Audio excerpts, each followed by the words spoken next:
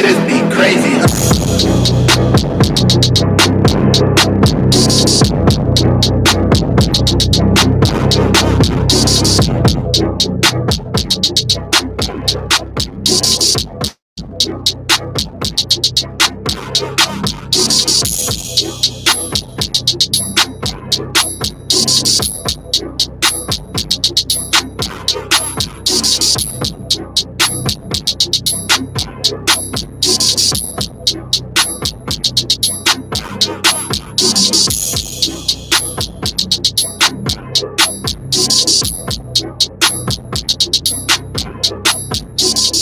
And now, a three-time sports editor, former online and managing editor, and host of Talk That Talk, award-winning journalist Terrell Chatterbox Emerson. Welcome to it. Welcome to it.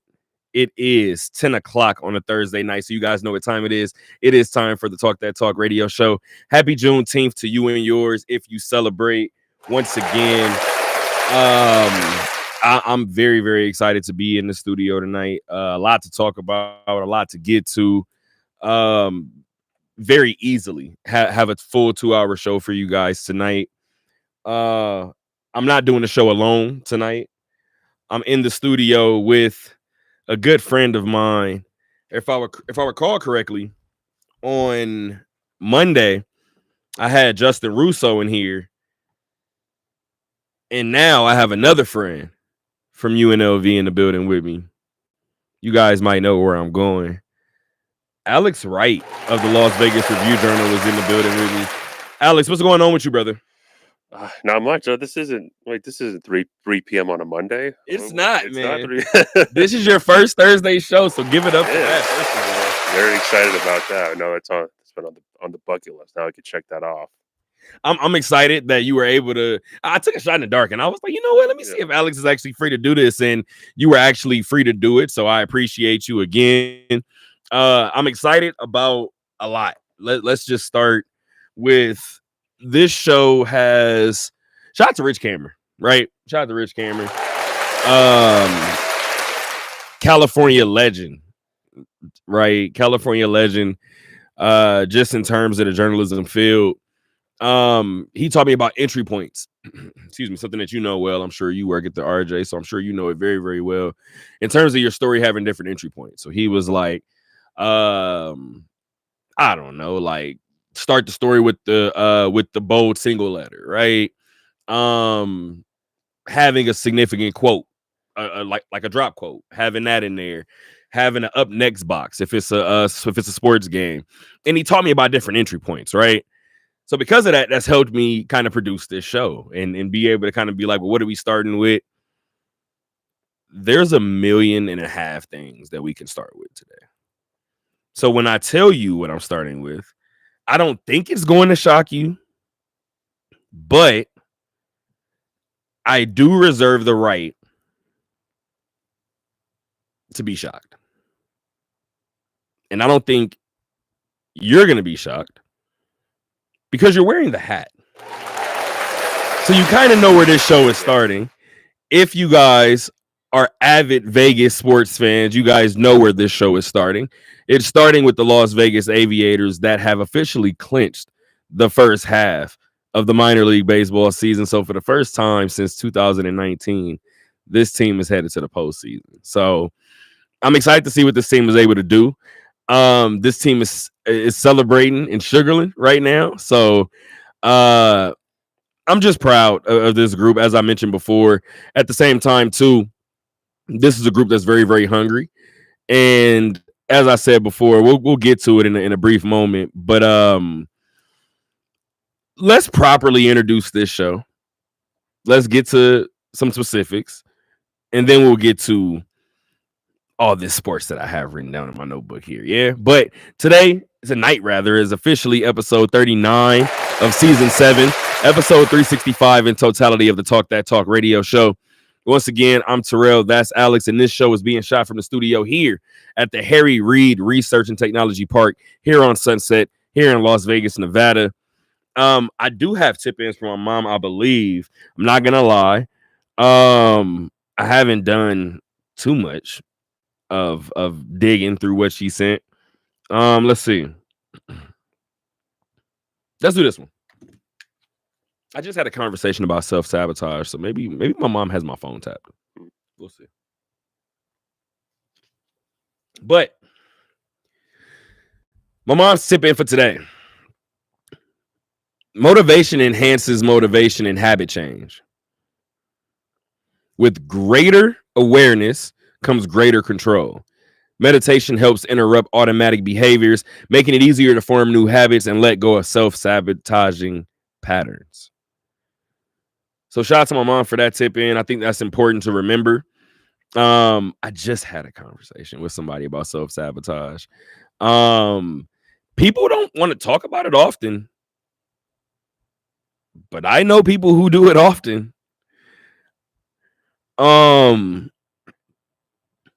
Let's see.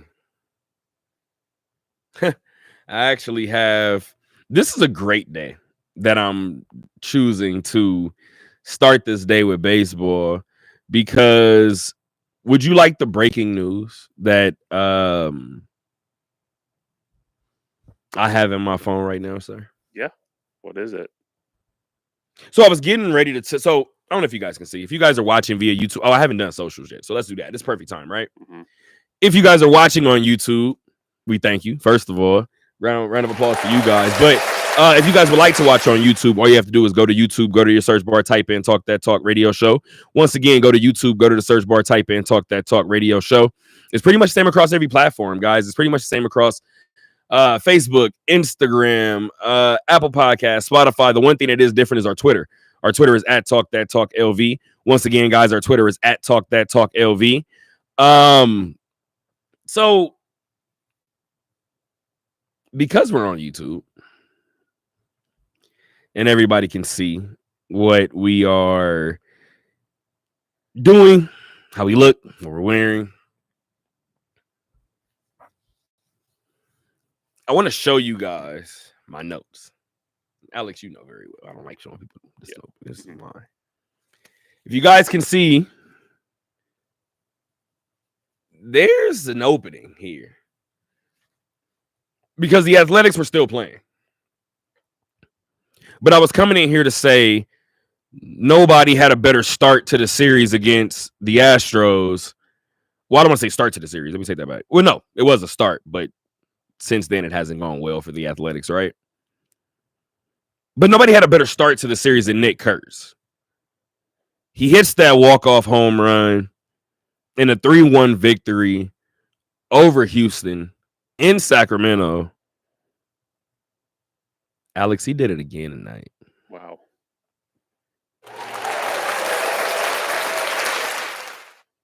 This is what Wake Forest baseball produces, right? This Exactly. is what it looks like. This is what you do with your first round draft pick. I mean, he's been this meteoric rise in less than a year. I mean, he got drafted, and then July started coming up, and he came up and started with Vegas. And I remember talking to him at media days, like, I just didn't know where I was going to go, but I just gotta play my best and focus on myself and all that. And played well here in Vegas, and then he earned his opportunity up, and it's good to see he's making the most of it so far. So I wasn't supposed to start here, but anyway, this is, again, like I said before, different entry points, several different entry points. So I'm excited that I'm actually starting here, but you just said something that really kind of caught my attention. So I talked to Nick as well, right? I talked to him a couple of times earlier when he was here with Vegas, and I had the conversation with him, and I was like, hey, so I told you every other word was Wake Forest, and I love that. Like, I love the fact that he appreciates what his alma mater instilled in him, right? I'm sitting down talking to Nick Kurtz, and he tells me, he's like, or I ask him rather, I'm like, hey, so you're fielding the hell out of first base, right? I said, there's usually some adjusting you have to get to. I said, fielding, A lot of guys kind of have it in their back pocket. That should be something. I said a lot of guys have to get adjusted to the hitting. I said, and you were just drafted. You're here at AAA. Everything has kind of been fast tracked for you. Nick didn't strike out much. And I talked to him about it. And again, he kind of talked about the principles from Wake Forest. And he talked about the discipline that I don't want to say he was shocked that he had, but I kind of told him, I was like, you don't start a AAA career like this. And he kind of laughed and he was like, yeah. And I was like, yeah, no, even you get it's kind of crazy. Yeah.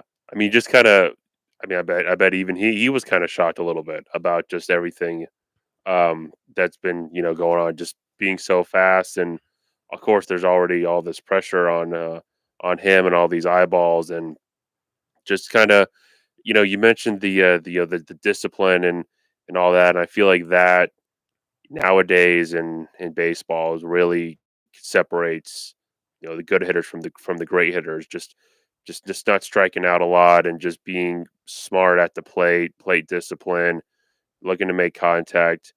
That's stuff that's some guys probably don't really fully grasp until 4, 5, 6 years in the majors. And for him to showcase that, there makes him a valuable piece to have up at the big club and had to have up in your lineup. And sometimes when guys get called up, you're unsure about kind of how it's going to go or if you're going to see him again, or some cases when you're going to see him again, right? Nick gets called up and we have a couple conversations, right? Whether it's BP, whether it's just in the clubhouse, whatever, in the press room, whatever the case may be, you're walking around and you're just like, yeah, we're not getting him back, are we? Like that one we kind of knew. Like even, and the funny thing is, one of the things that I've been very, very critical of the Athletics of is not dealing with the growing pains of their young guys. Like at some point, excuse me, this entire regime was going to be young guys, and we knew where it was headed. So there's going to be inevitably growing pains. And it might get ugly. So you have to deal with it, right? And I felt like they've had a short leash at times when they shouldn't have. And it could have been arrogance on all of our parts by assuming that we wouldn't see Nick Kurtz again. But it's been nice to see the Athletics roll with the punches when it comes to Nick. And obviously he spent a short time here with Vegas. You kind of just talked about it. He looked like he was ready from the go here. So the writing appeared to be on the wall in terms of Nick. But Nick Kurtz is I'm trying to choose my words wisely. Do I want to say he's solely responsible? But tonight he salvaged a 4-game split with the Houston Astros. So both games won off his bat. I think he's going to be walking a little different into BP tomorrow. But 2-2 in terms of this series against Houston. This team improves to 31-46 on the year, 6 games behind the Texas Rangers for 4th in the AL West. So currently the Athletics are last place in the AL West, but they did just beat the first place team twice. So round of applause for that. That means something. They're playing these games at home. Again, they're 14-25 at home. I said it kind of leading into this, I think for the next 2 years or so. Definitely this year, I already called it, but I think next year as well. I don't think this team necessarily performs well at home. And we've already seen it, but I've mentioned it before a million different times. I'm not saying the Athletics are not coming to Vegas. All I'm saying is I've never seen a relocation look like this. That's it. Right. In any sport. Can't find one. No. So until I know they're having a groundbreaking, it's next week, I think. It's at Monday. And you know what's interesting? Are you busy Monday? I don't think I am. Were you thinking about popping up? Maybe, I don't know. Because part of me, it's funny because they got the notification. I'm sure you probably got what I got, but Rob Manfred is supposed to be here. And I don't want to be that guy, but in the back of my mind, I was like, ooh, scary. Like, okay, like in the back of my mind, this is where I'm at. And this is no disrespect to the athletic organization. I've just been very, very consistent. I feel like because this is unlike any relocation that we've ever seen, that stadium is being built. People have been like, oh, well, where's the groundbreaker? Where's the groundbreaker? I think there's a couple of different reasons why that hasn't officially happened yet, but don't get it twisted. That stadium is being built. Since the very beginning, I've said, I don't know who that stadium is being built for. I know that Major League Baseball wants to expand, and I know Major League Baseball has had teams asking about relocation. We already see the Athletics, but don't forget the Tampa Bay Rays are also playing in the minor league stadium. Right. So there's other moving pieces, right? I do know that they want to expand to Portland. I do know that they want to expand to Utah. I don't know what's happening, but Major League Baseball 5 years from now will look drastically different than it does now. Right. I think I saw, what was it? The Rays, they're looking to sell the team or something like that. Or something. They're looking to. You think that heightens their chances to relocate or lessens them? It could. Well, I don't remember exactly what the report was, but I think it was like a Florida, the business guy was looking to get interested in to buy them. So maybe that keeps it interesting. But well, keep in mind too, when I say relocate, I had a conversation with somebody last season, I think, about the Rays, and they were like, well, keep in mind, they're not in Tampa. Right. I said, they're not. I said, they're in St. Petersburg. He said, so relocation can still happen within the state. I think do we know where this person is from in Florida? Because if this person is from, again, all they have to worry about is what? The Marlins, right? Mm-hmm. So if you're only worried about Miami, what if they go to Tallahassee? Like, what if they go somewhere insane? But so Rays, ESPN report, Rays owner in advance talked to sell to Florida Group.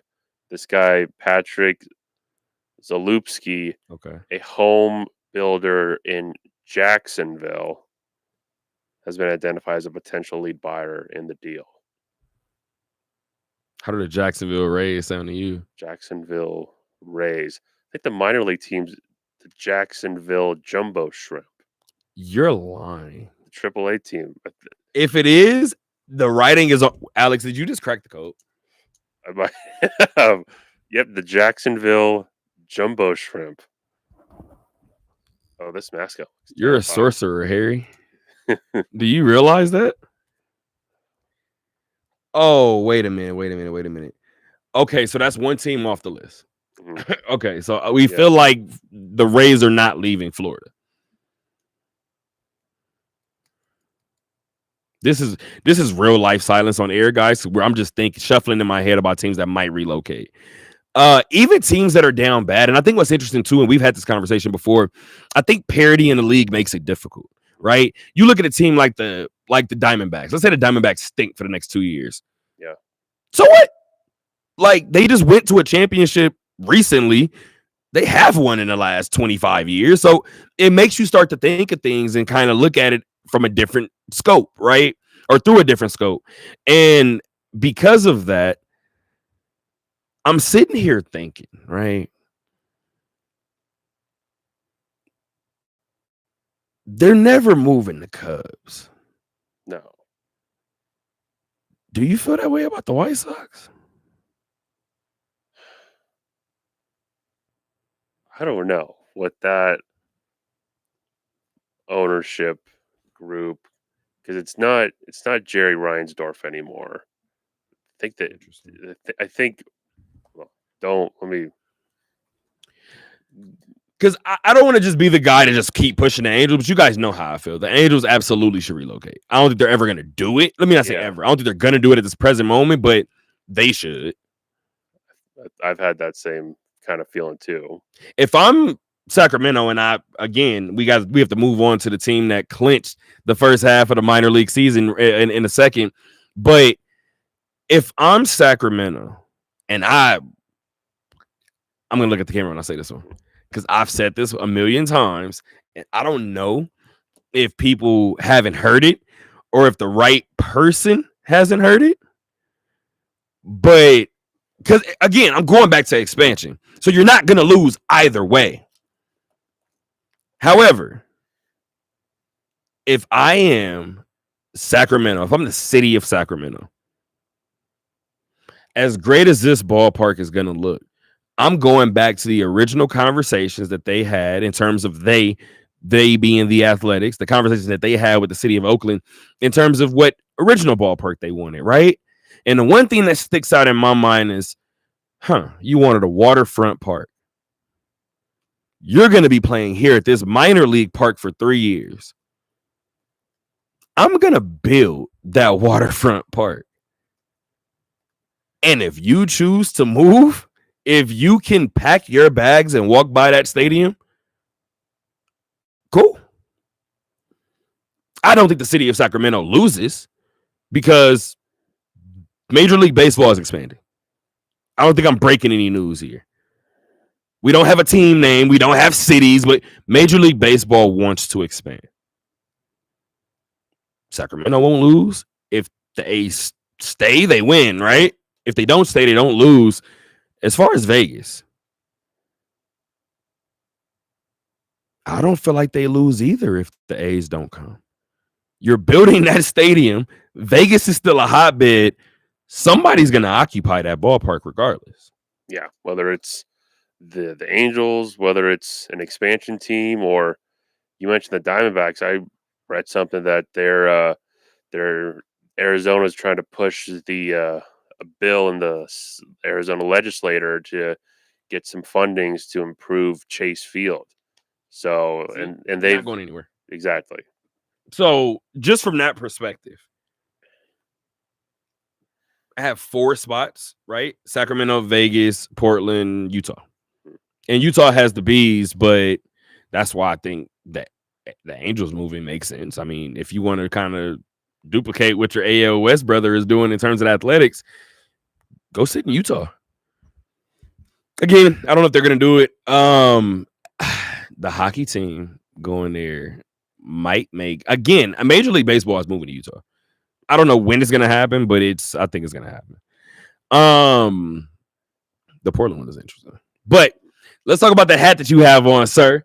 The Las Vegas Aviators. I was having a conversation actually with Mike Hughes. I was just at former UNLV football captain Mike Hughes, former defensive end for the Jacksonville Jaguars. Another Jacksonville hint. I see what's happening.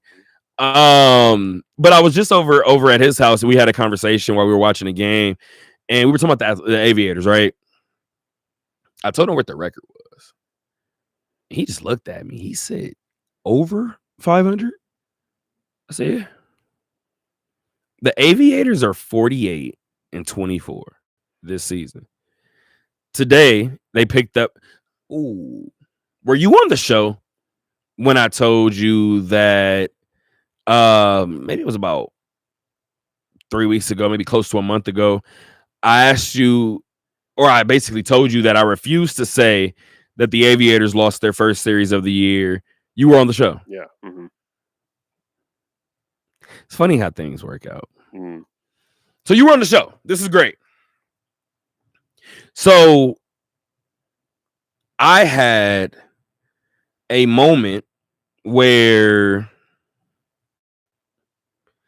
I had to, let me get this shared too while I'm sitting here. So I had a moment where I thought about you because I'm sitting here on the show, and prior to the show, I'm drawing up this rundown and I'm looking. I said, I told Justin Russo on Monday, I said, I have a Juneteenth doubleheader. I said, so I'm kind of locked in. Like holiday baseball, this is great. Like nothing beats this.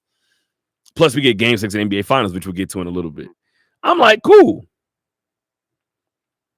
I'm sitting up and I'm like, these magic numbers is relative, but I feel like they've been moving slow. I said, I'm going crazy. I went to the standings. If the Aviators were waiting for the Comets to start losing, good luck. The Aviators are on an 11-game win streak. Oklahoma City's on a 6-game win streak. So they're still 4 games behind. They've been 4 games behind for about a week. This, first of all, the second half is going to be insane. But whatever this PCL matchup is in the first or in the playoffs in the AAA bracket, it's going to be a dogfight. That's one of those series that I'm kind of hoping for as many games as possible. Mhm. So I wake up this morning, right? I'm sitting up. I said, so since these numbers are moving slow, let me check the standings. I checked the standings. I said, tonight is that doubleheader. I said, okay. Like I just said, holiday baseball. I'm in for a long one. Cool. I sit up. I say, well, this team is already red hot right now, right? But Alex, let's go back about a month, 3 weeks, whatever it is. Let's go back to that conversation that we had. And I said, I refuse to say that the Aviators have lost their first series because this series isn't over. It's 3-2. Well, 2-3 if you're counting for the Aviators. Sugarland leads. The series finale on Sunday gets rained out, right? Cool. So that happens. And now fast forward to now. This 6-game series is now a 7-game series as the Aviators have a chance to close the first half of the minor league baseball season. It gets the win in game 1. And by the way, at some point, what's tomorrow? Friday? Mhm. I should be able to talk to Fran tomorrow. Should be. I'm going to reach out to Fran. If not tomorrow, definitely no later than Saturday, right? I have a question for him. Do you think the team had a plan if the team were to clinch the first half after game 1 of their doubleheader? I don't know. Maybe. What would that plan be? You can't do anything. You can't do anything. And it would end up being similar to a football celebration, I feel like, when teams back into the playoffs, like when they go into the locker room and everything is still set up and they just come like they lost. Yeah. And they walk in and they get right to celebrating. I wonder if Fran had a plan for that. Like, how do we celebrate after game 1 knowing we have a game 2 hours from now? But I want to ask him that this weekend, right? But nevertheless, they clinched on the back end of game 2 because they kept the win streak alive, right? So to see this team pick up its first sweep of the year, and then to see this team pick up a second sweep of the year, and then carry that into a win streak like this one, this team has all of these 11 wins have come against 3 different groups. So round of applause from that aspect, right? So this Aviator group, as I mentioned before, I was kind of scared to say it early, but this group looks and appears to be the real deal. Yeah, definitely playing well, and a lot of guys are stepping up. A lot of pitching's been strong, really, really strong. So we'll see how this team looks September and who's still on the team, and we'll see how they fare against whoever they have to face. That's a major point that you just brought up that I didn't bring up before, right? Who's still on the team? This Aviator group continues to switch up. Mhm. And in a season that I thought would provide some consistency, I don't know, man. May hit and everything changed, and I don't know. But nevertheless, this Aviator group looks really, really good. It has 3 more games against this Space Cowboy team in Texas. It's currently up in the series 4-0. Again, 11 straight wins for this group as it has finally locked up the first half of the minor league season. In terms of the Athletics too, I didn't get to them, but they have a series coming up with the Cleveland Guardians as well. It's a home series, so every time I say that the Athletics are home, I get a little worried. They're 14 and 25, as I mentioned earlier, at home from Sacramento, from Sutter Health Park. But that is their next series. That is their next opponent. Where am I going? Okay, we have finals talk. So one final series is already over. We have another final series that was extended tonight. Let's start with the one that's already wrapped up. If Florida is the Vegas Golden Knights of the West, they just accomplished what Vegas couldn't in terms of back-to-back championships. 6 wins or 6 games needed to take a second straight Stanley Cup over Edmonton. Very rarely do I like to start with the loser, and I'm going to do this only because I have so much to talk about in terms of the winner. If you thought you couldn't cry any harder after last season, I smell an overreaction coming soon from Edmonton. I don't know how you get that close in back-to-back years and don't rip your own heart out. Right. Felt like so close. The series was so close, and honestly, just having you have the best player on the ice. We saw how close it was, and just it's kind of like it's always that's got to be like the most frustrating thing, right? You got this team, and you got the best player, and you get a second chance. Like, all right, we went 7 games, and we're gonna, we know what we got to do this time, and then it just doesn't. It just kind of falls apart. Falling apart is the right kind of like terminology, the right phrase for it, right? I feel like when it comes to these championship moments, like you just said before, sometimes you have to build that pedigree. You have to go through the certain things, right? And Edmonton went through it last year. And as you mentioned before, and I've mentioned it before, just Connor McDavid is who he is, right? But to see Leon Draisaitl still be Leon Draisaitl is interesting when and we've seen this before, and this is not a shot, and it doesn't matter. I feel like people feel like we hate, or I hate the Golden Knights, and I don't. In watching the Golden Knights in against Minnesota, was it against Minnesota? No, it was against Edmonton, and I'm sitting there, and I'm like, Jack feels like he's not doing much. And then I will look at the box score and I'll say, okay, a couple of assists. Okay, this is whatever the case may be. When you watched Connor McDavid and Leon Draisaitl in this series, it was almost the opposite effect. I didn't care what the statistics said. Their presence was felt at every single moment, right? So I think that's what's going to make this offseason very, very difficult for everybody in Edmonton. I don't know where you went wrong in back-to-back years, and that's definitely a hard pill to swallow. But let's get to the champs, man. Let's get to Florida. Have you seen that Stanley Cup in person? Yes, they had it at UNLV one time. Did you get close to that Stanley Cup? Yeah. She's a beauty, is she not? Yeah. Do you know how the nameplates work?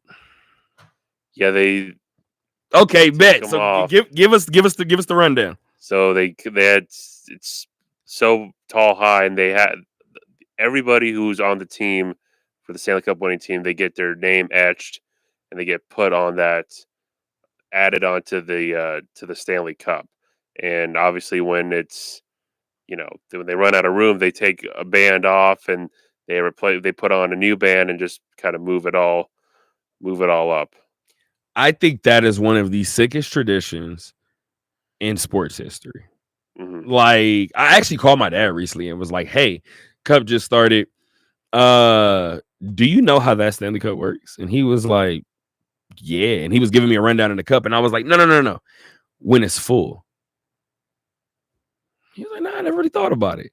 And I told him exactly what you just said, and again, he kind of was like, "Okay, well, that's interesting news to know." When I get to his tip in, he's been really trying to educate himself on some things that he didn't know. So, again, just in terms of Florida, I've seen that Stanley Cup. That Stanley Cup is heavy as all hell. The Stanley Cup is precious, right? I think I seen a post that said Florida won their cup 8 hours ago, and they've already dented it and cracked it. I tell everybody, like, and again, I work in a bar, so people will tell me all the time, "Oh, well, this was my night. I woke up like this, or I went to work feeling like that." I tell people all the time, my little go-to phrase is, "That just means you did it right." Yeah. I saw that post about the cup being dented and the cup being cracked. It was like, it's what you're supposed to do. Like, we didn't touch the conference championship trophy for this. I'll chuck this thing in the ocean if I want to. Like, this is, and the fact that they went to the beach with it, I said, absolutely. Of course. This is what you have to do. Pouring it off, or pouring beer off the patio or the balcony into the fans. By the way, all of that went into his face. Yeah. About a quarter of that, about a shot of that beer went into that fan's mouth. He wore the rest of that. So shout out to him for being a great sport, because he got all of 3 ounces of that. So, do you have any takeaway from this series? Because I do have one person that I'm eventually going to get to. Just can Florida three-peat? I think you can't bet against them. I think you have to put them as the favorites going into next year, and expect them to probably make a run. Probably the only thing that question is how healthy they are. Go making 3 straight, runs to the Stanley Cup final. So it'll be interesting to see how they look next year and come playoff time. And you kind of just talked about it, right? 2 cups in the last 3 years. Fell short against Vegas. Got back. Got their title. Said, I like this feeling. Let's go do it again. Got another one. I think that is the hardest story in history, by the way. Kind of sound familiar in terms of the Aces, right? I mean, the Aces don't have the exact same story, but experience some pain. Say, okay, let's go see if we can go get one of these. Let's see what this feeling feels like. And said it was so nice that they had to go do it twice. We do have Aces news on this schedule as well. We're about 40 minutes into this episode. I do want to get to old man Marchand, if I can, for a second. Brad Marchand. I think it always happens in leagues that have series. So that would be baseball, that would be hockey, that would be why am I blanking? Basketball, my favorite sport. Jeez Louise. And then that would be basketball, right? I feel like in those sports more than ever, because usually you have those game 3, the TJ McConnell game, the Jordan Poole game, all those moments, right? I feel like in those sports more than any, you look back sometime at the trade deadline and you go, damn, they did add you. And you kind of think about it and go, oh, well, that's not fair. Like, that kind of fueled this. You're responsible for this.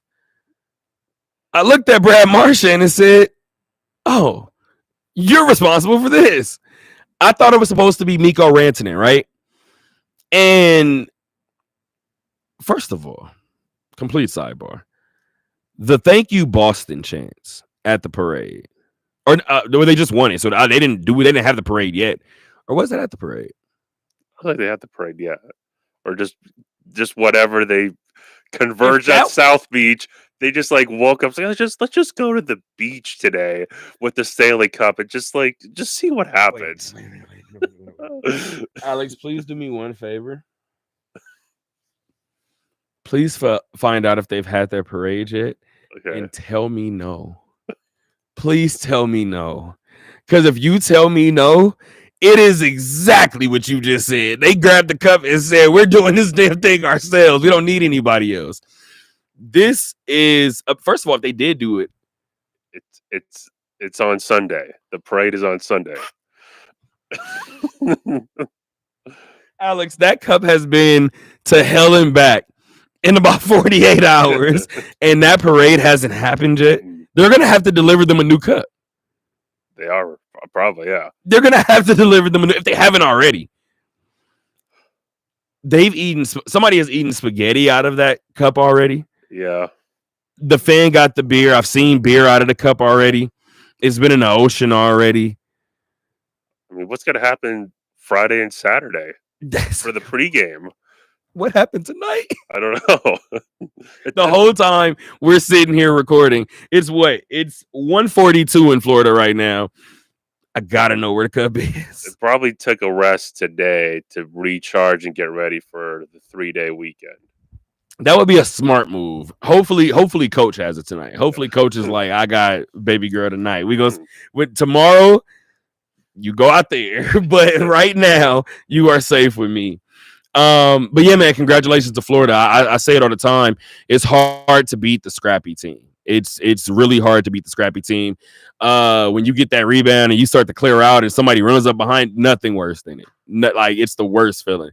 You look up and you're like, "Well, damn, I thought the coast was clear," right? Kind of a similar situation over in the NBA.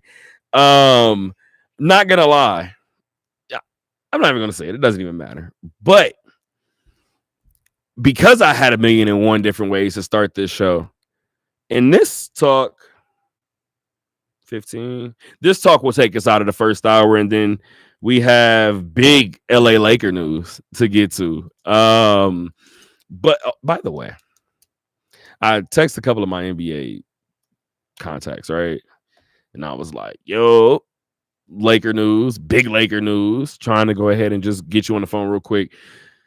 Grab some info, grab some intel, just go from there." One person hit me back almost immediately. The other person needed a little bit of time. I think the person actually was on TV. I found that out after the fact, but I sat there and I was like, After the first person texted me, I texted the second person back and was like, "I just realized it's game 6. There's no way. Don't worry about it. Never mind. That's my fault. Slipped my mind." First person hit me back and was like, "Can't do it. Game 6. I said, now how did game 6 slip your mind out of all minds, right? So game 6 starts. Headed to Mike's house. As soon as we get to Mike's house, we're maybe 5 minutes into the game. The night starts, right? What did I just say about the scrappy team? It's hard to beat the scrappy team. Is this another TJ McConnell game? It was a complete team effort, but I'm looking at TJ McConnell out rebound Isaiah Hartenstein. I'm looking at him pick him clean. I'm looking at these moments for Indiana. The same thing that we saw in game 5, right? Going into game 5, I'm kind of knowing what this looks like. That's why I thought game 4 was so crucial. Going into game 5, I'm sitting there and I'm like, okay, I kind of know how this goes, right? This is the Isaiah Joe game. This is the Aaron Wiggins game. This is the X factor. They're in their building. They get the energy. This is just how it goes. So that's exactly what happened tonight for Indiana. Aaron Nesmith was knocking down. Pascal Siakam was once again him. Complete team effort from a group that's done it together the entire postseason. Right. And everybody was looking at Tyrese Halliburton coming in with the injury. Like, oh, and what's Tyrese gonna do? Is he gonna be 100%? And the truth of the matter is, and I know you probably know this better. Watching them this whole year, they haven't really. They don't necessarily need Tyrese Halliburton to be the superstar every night. If need him to do 48 minutes of being the superstar when Pascal Siakam gets a double double, when Obi Toppin gets 20 points, and Insane. him and TJ McConnell go shoot 50% from the field, and Obi gets four 3-pointers, right? And you just get enough from everybody. And you mentioned it's a true team effort, and they know that it's got to be all hands on deck. Of course, obviously in the playoffs, and they've just gutted out and grinded wins just all season long, and you see it in the playoffs with some of these last second wins, and that kind of they know how to switch into that mode of do or die. We gotta do whatever we got to do to win, and that's what we saw tonight. And that was exactly what we saw. And you kind of just answered the question, right? I said, is this TJ McConnell game number 2, right? You just answered it. It's the Obi Toppin game. It was exactly that. And another thing too that I want to highlight, game 5 wasn't necessarily the best for him, but game 5 was the best for anybody in Indiana. I kind of talked about it, and I'm going to continue to highlight it, and even better if this ends up being a winning series for Indiana, right? My tweet is still up, and I'm not getting rid of it. After about 6-7 minutes in the game 1, I said somebody get Obi out of the game. And I stand by that tweet. Regardless of how this series goes, I would like to ask Obi Toppin at some point over the duration of Summer League when I see him. Everybody dreams of playing in the NBA Finals, right? Obi Toppin has had, in my opinion, as somebody who's watched every game and watched it closely, Obi Toppin has had a really good NBA Final series. Them first 5 minutes were putrid, bro. Please go watch them first 5. And I love Obi, dog, but I think that's just hilarious because I think that is literally a microcosm of what it's like to play on this stage for the first time. Like I said, kind of, especially through the Eastern Conference Final, but I kind of said our playoff series, we have to play as if Pascal was a number 2 option on the championship team. We have to. That's the only way that this team is going to get to a championship level. And the Pacers are doing that in moments, right? Didn't do it enough in game 5. I don't think they've done it enough in certain moments this series, but they did it enough tonight. And I think certain moments like the Obi Toppin moments, the Aaron E. Smith moments, the TJ McConnell moments, you kind of just talked about it. We haven't even said Tyrese Halliburton's name. So when you look at his moment, it's in a situation like a game 1 when everybody else has done their job. It's last shot time. So now we kind of know where this ball is going. Right. Kind of look at, and he's done so much, and it's so much of what he does is kind of what he doesn't do with the ball, right? The passing, the defense, helping on the rebounds, just doing all sorts of that. And again, he's kind of everyone's like, oh, is he superstar, and they're having all these things, but you feel like he really truly kind of as a leader of the team kind of embodies that, do whatever it needs to take, that grittiness, that, and the guys kind of rally around him. They like having him. Of course they've rallied around him as people kind of have at times have disrespected him and all that. So they see that they kind of like that togetherness and all that, and supporting one another like that. Remember the conversations that were had about Jamal Murray, Denver championship run? Mm. I said this a couple of years after the bubble, so maybe 2022. I said, I know people don't want to talk about this because people want like to put Jamal Murray in whatever bubble heat they want to put him in. When this is all said and done, 20 years from now, it may not feel like it.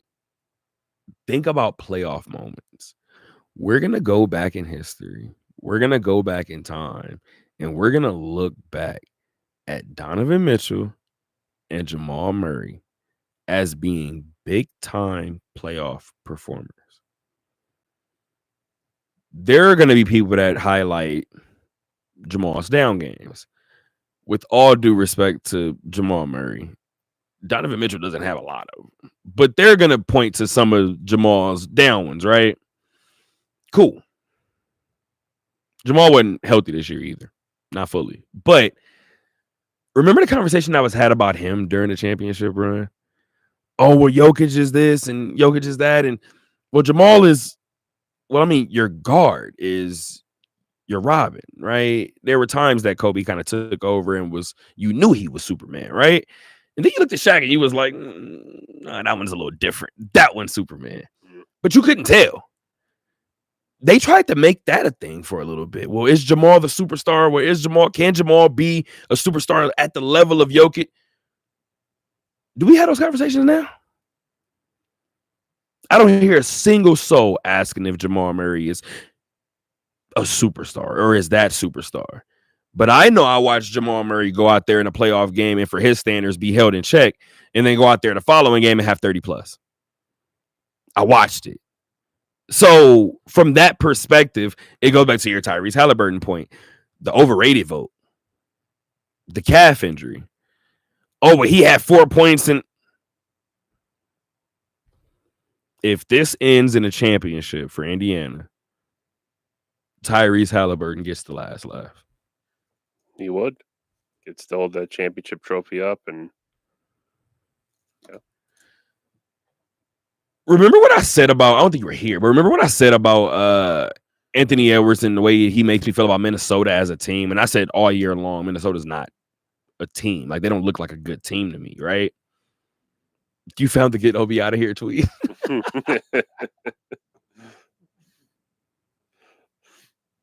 I'm not getting rid of it. I'm not getting rid of it.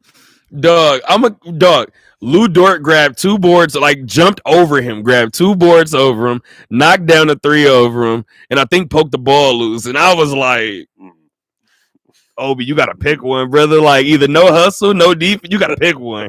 Like, my gosh, man. And he's been on cloud 9 ever since. He's been balling. Now, he balled out the rest of that game. First 5 minutes were terrible. And that's why I can't wait to talk to him. I feel like he's going to be like, finals is different. Like, the energy is different. He might actually credit the Thunder crowd, too. Game 1, of course, was in Paycom. So he might actually credit that visiting building. But I feel like I was telling the story before I get to Game 7. Was I telling the story or no? You said the point about Indiana, you said he would get the last laugh if he hosts up the trophy. Yeah.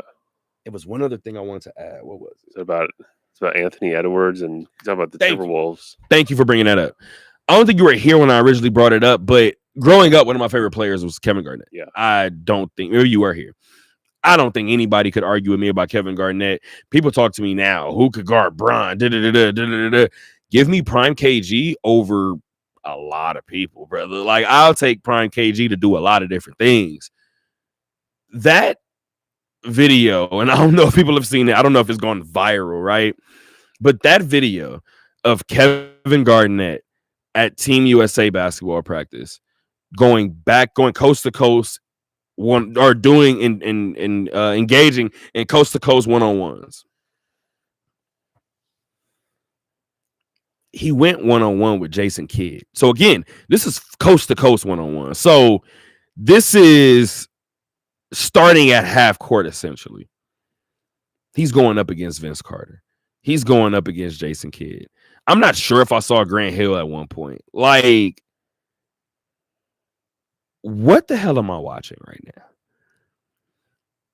At no point did Kevin Garnett, during my beautiful childhood, have me think that Minnesota was going to win the championship, right? Anthony Edwards has me feeling different. I thought about it tonight. In games when Tyrese Halliburton has 6 points, he might be just as dangerous as a night when he has 30. The mentality that Tyrese Halliburton has me feeling like Indiana can compete for a championship for a long time. Right. Especially this year and next year in the East with especially with Tatum going to be out. Yeah, that's a great point. They should be right there again. Detroit, I'm not over that. I think Detroit is gonna offseason be aggressive. Mm-hmm. I don't think KD lands in Detroit, but if I'm Detroit, there's gonna be a big name landing here, whether y'all know it or not. So, completely random. Somebody asked me tonight. Somebody was like, "Do you think Dallas, if they were like trying to relocate, do you think they would sell the first pick?"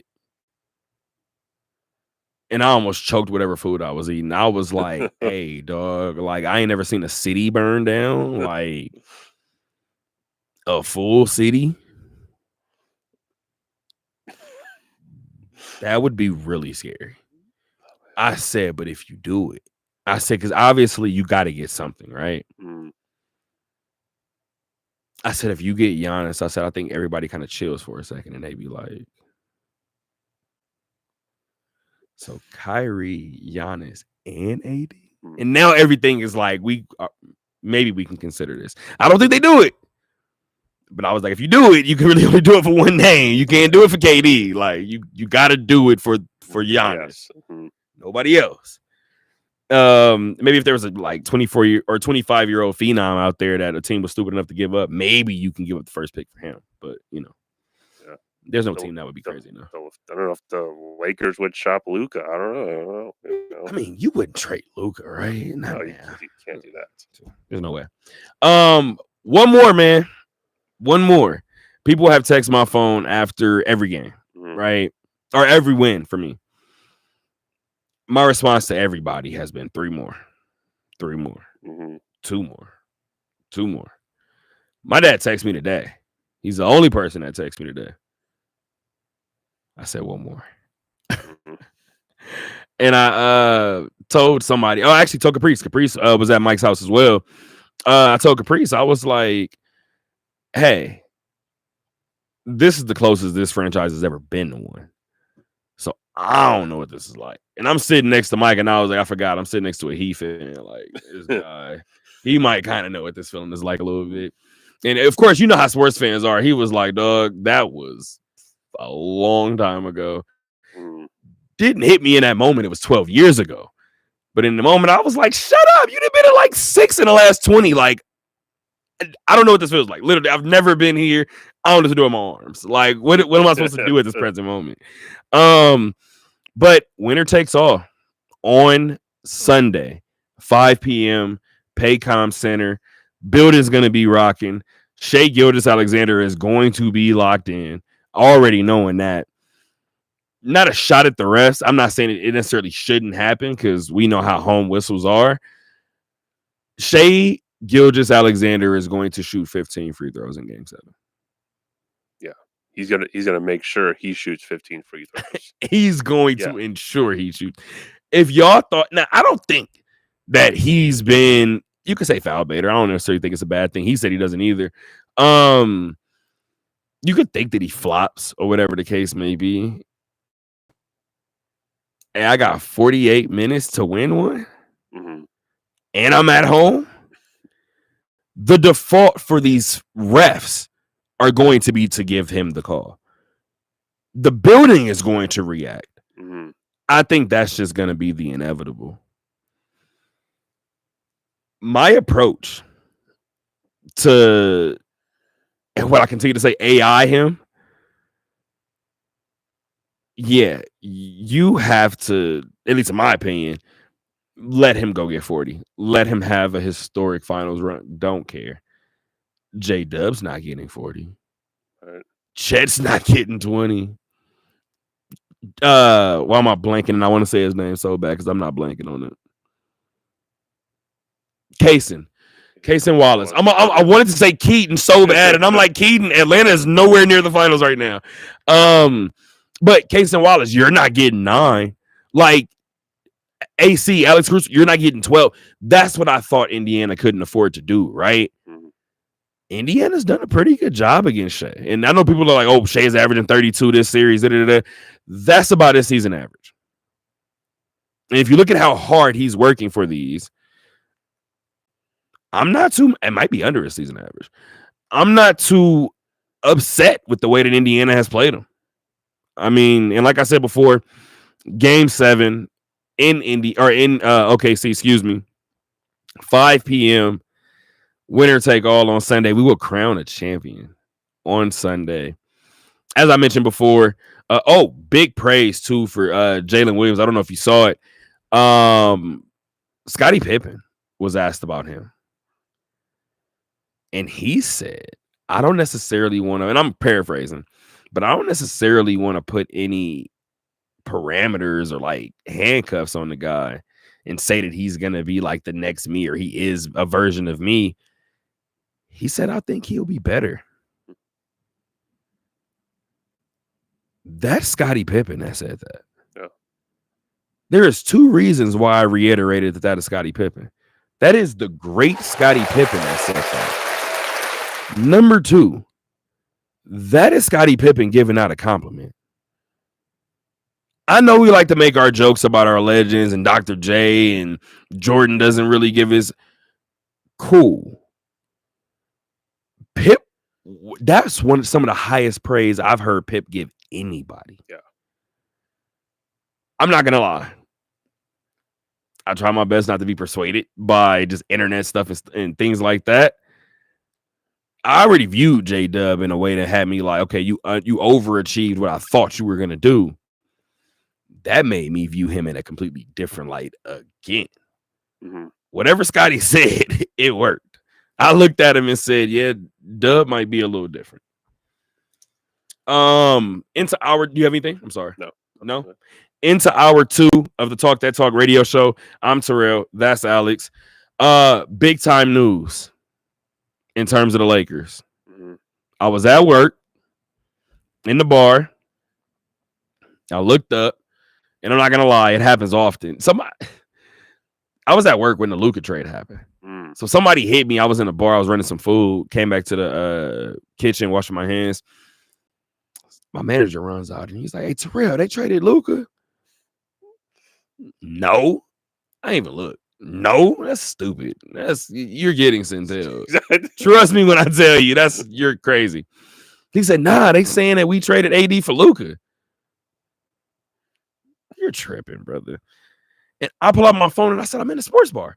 I walk out, bro. Every TV has the red bar on it. And I was like, oh, it's a public service. And I just looked at him.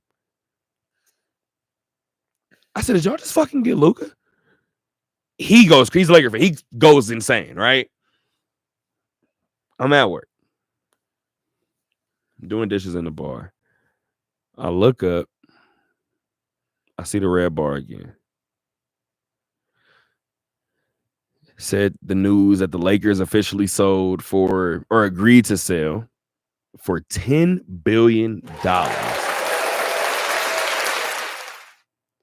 First of all, after my knees unlocked, my brain started to work again, right? So I'm sitting there and I'm like, $10 billion. I would sell too. Number one, I don't care about sports anymore. You can do what you want. So I understand that aspect of it, right? Jeannie gets to remain as a team governor as well, kind of a Mark Cuban type of situation. And then my gut dropped a little bit. And I said, well, this Laker group is all I've known. And then I thought about it and said, this is bigger than me. This Laker ownership group is all a couple of generations have known. Exactly. I mean,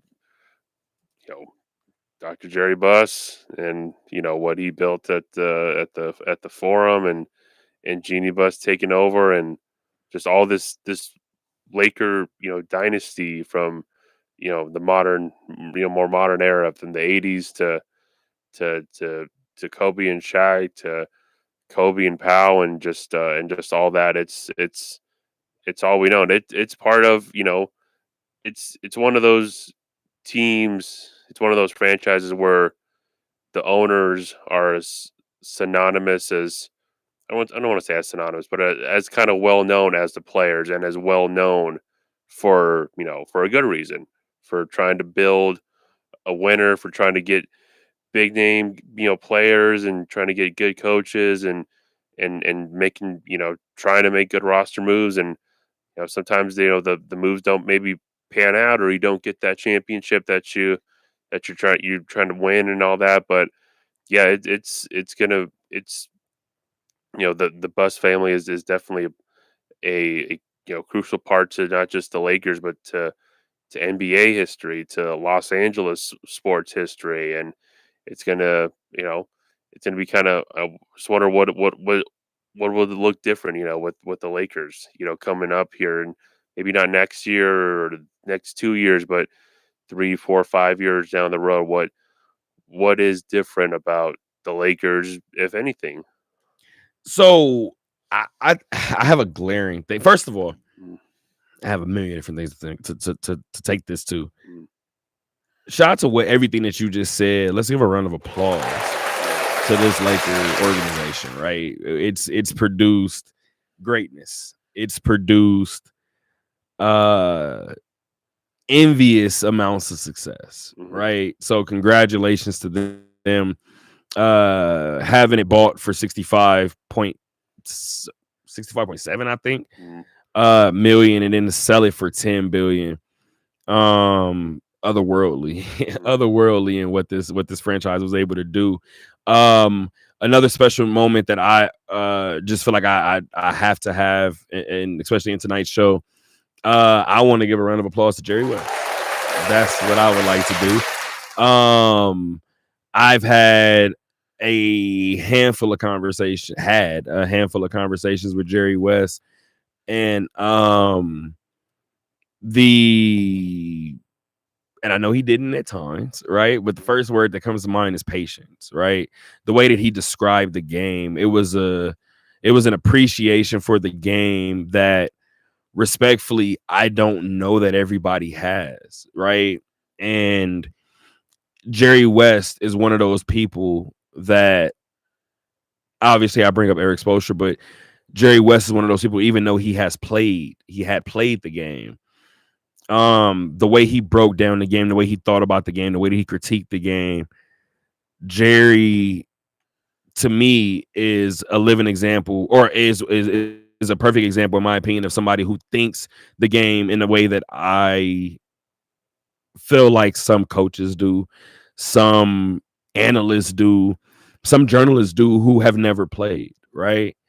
And when athletes say that they don't respect a person who's never played or whatever the case may be, some of your coaches may not have, some of your executives may not have, right? And we know Jerry West had the playing background, but when you were able to talk to that man and find out just the wealth of knowledge he was about basketball in general, it's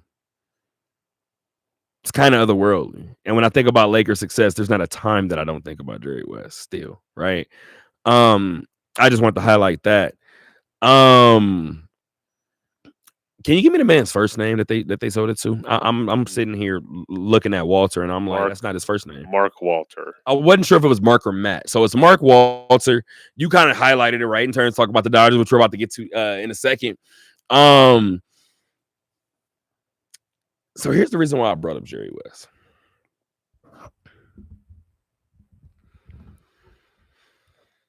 That manager that I was talking about at work. Shout out to Jeremiah. Jeremiah, what's the deal? So Jeremiah and we talk about sports all day long, right?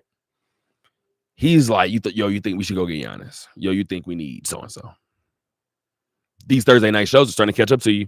I see it. I see it a little bit. Dog, I did a show in here not too long ago by myself. 20 minutes in the studio before the show, writing, listening to music. Life's great. The show starts. I promise you, dog. Go back and watch it if you can. Show starts. I'm like, yeah, guys, we're going to do it. I said, I don't know what the hell just happened. I said, I'm sorry.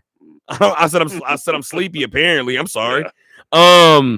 But getting back to this Laker point really quick, there's a reason why I brought up Jerry, right? Mhm. It's gonna sound disrespectful, but my manager was like, "You think we should go get Giannis? Think we should go get all these different people?" And I looked at him and I said, "What don't you guys get? You don't need a star. You don't need a Kyrie. You don't need somebody that's gonna go out and get you 26 and 12. You don't need that.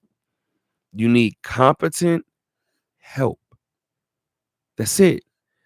I said, "You know who I would go tell you to get if you didn't already have him when you went and got Luka?" He just looked at me. I said, "Dorian Finney-Smith." That's what the Lakers need. A bunch of hires, signings like that. Mhm. This group is like, ooh, I'm gonna go get Anthony Davis. Ooh, Joel Embiid out there. Dog, address the situation. And part of me came to the realization today, following the sale, because I thought about what you just thought about. You said, does this Laker team look different? Does this Laker team looks vastly different? You want to know why I think it does? Because I think the Lakers have people in the front office that aren't watching basketball. Mm. And I think we're about to see it. Yeah. I just think about the Dodgers, right? And some of these guys, like Tommy Edman. Andy Pajas. Who's that guy? Who's that guy?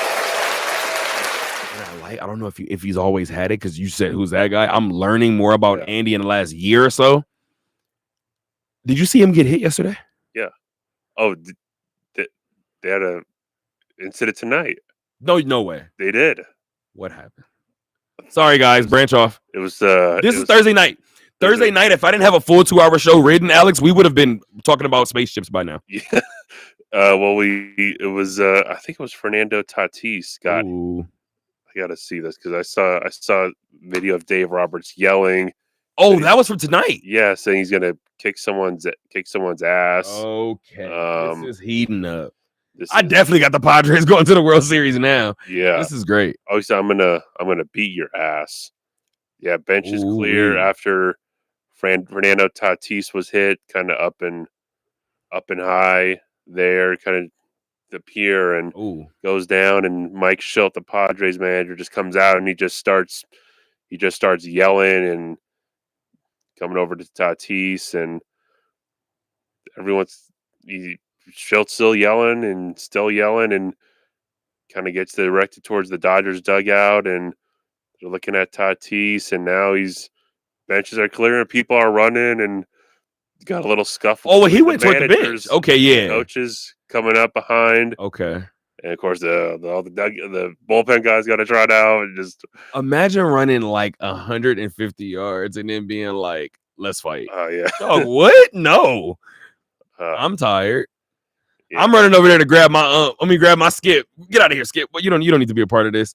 So Pajas got hit yesterday, and you trying to talk about it. I think you need a certain level of arrogance to be successful. I like that he got hit and he didn't react. Yeah. He nodded and said, "That's fine." Yep. I said, this guy is a superstar. I said the Dodgers continue to find superstars. That's exactly what I think is about to happen with the Lakers. Yeah. So Indiana, OKC, Memphis, give me some other small market teams that's trying to make something happen. Yeah. Good luck. I think New York is coming. Boston will never leave. For the most part. I think the Lakers are headed towards a dominant run, a dominant stretch in the sense of Golden State's 3-7, 4-7, or 3-6, something like that. I could see the Lakers being otherworldly beginning in the next 2 years or so, just based on pure analytics. And the funny thing is, I think a lot of signings may happen where the Lakers go out and the Lakers go and get somebody like a Cole Anthony. We just saw him get traded, right? So it's not going to probably happen, but they go get a person like a Cole Anthony. I've been sitting here trying not to be that guy to say it, but I don't know if this front office has looked at a person like a Jaren Jackson Jr. Especially when I saw Desmond Bain get traded. I think I might have kind of whispered it on Monday, but clearly I'm on air. Hey, if I'm the Lakers, I'm on Memphis phone every day. So what does Desmond Bain trade mean? Y'all don't know what it mean? Okay, I got a question. What's up with Tripp? I may even throw a smoke screen in there. Y'all not coming off a job. Knowing wholeheartedly the guy that I need is Jaren Jackson Jr. And that's a lot of money. But if the Lakers want to make a splash, I can see the Lakers going out and making a move like that. A move where the fan base is like, oh, this isn't going to do too much for us. Yep. Think 12 years ago signing Danilo Gallinari. Yep. If you're not an avid basketball fan, you're like, who gives a shit? Then it's the Eastern Conference Finals and Danilo is playing for Atlanta, giving you 4 threes a game. And you're like, yo, maybe we did need this guy. I think this Laker group could be headed for that. A lot of the right people finding the right people to plug in right spots. Right. Do you have anything else? Do you have anything else on this Laker news? Because I have that's out there now. No, I don't. Okay. I'm gonna hit my water before I do it really quick. But my that's out there now is about the Dodgers and his fan base.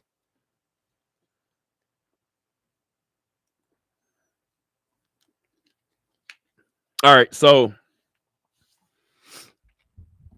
everybody knows that I rep LA. I rep my hometown like no other, right?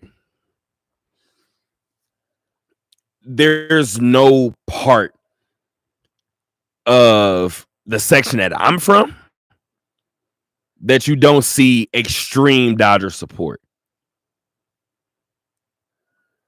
One thing that I know very, very well is a lot of that support comes from the Latino community. A lot of people that I know. And a big part of being successful is knowing your fan base, right? And who am I to sit back in this chair and tell the Dodgers what it means to be successful? Because nobody knows success better than the Dodgers, right? Here's the thing. Your fan base rocked with you when there was no success. The fan base rocked with you when there was no guidelines. The fan base rocked with you when it didn't look like there was an escape route. In a moment where they need the same, what do you do?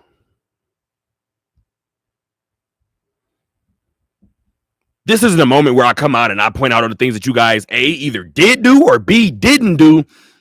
Ask yourself the question. What do you do when in your time of need, when you didn't have the answers, when you didn't have anywhere to go and they were there with unwavering support? What do you do when the roles are reversed? Now, I'm just here from Vegas, knowing a whole lot about that city, right? This is what I do know. I'll tell you guys a little bit that I do know. Let's go back to the national anthem situation. So let's just start with the first point. The initial denial of doing the national anthem in Spanish. Why?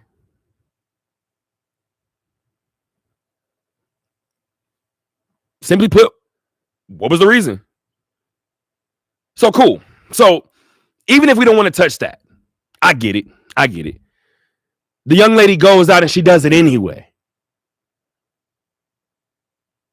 Her agent comes out following that performance and says that the Dodgers sent him a message saying, don't ever, and this is paraphrasing, saying, don't ever contact us again. We will not work with you or your clients ever again moving forward. Can we address that response? Is it false? Is it not? We know about everything going on in Iran, right? The Dodgers come out and they make a statement. I have no problem with the statement. I have not a single one. But what about the one that your fan base has been asking you to make for about 10 days now?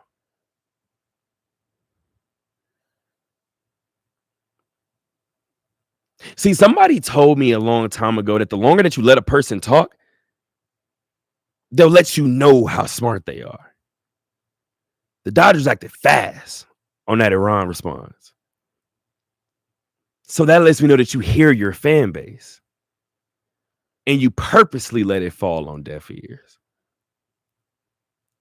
So let's do this.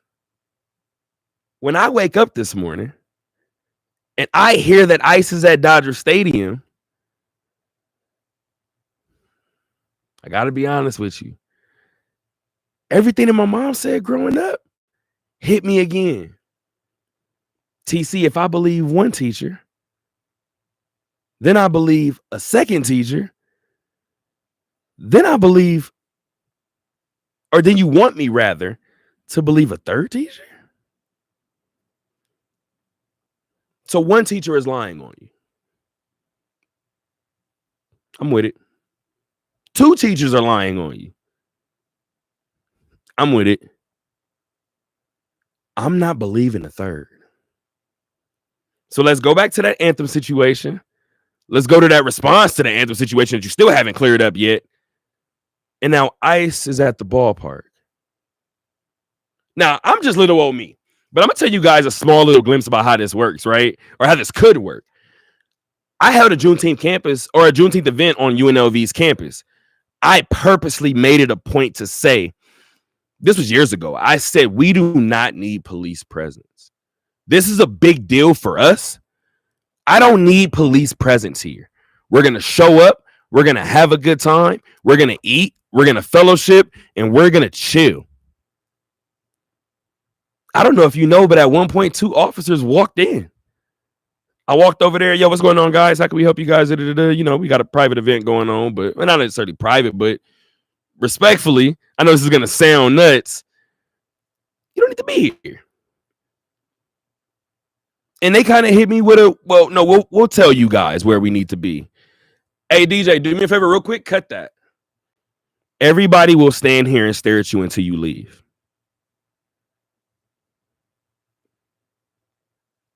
I don't bring it up that often because that was my version of taking a stance. To see the Dodgers come out with a quote or a statement after the fact and say, hey, ICE tried to set up at whatever gate. We told them no. I did see LAPD escorting them out. I did see that. And then to see ICE at the icing, no pun intended, on the top of the cake by tweeting, we weren't there.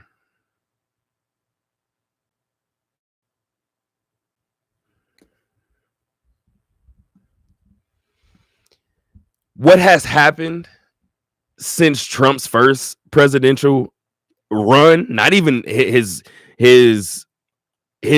first term, his first campaign,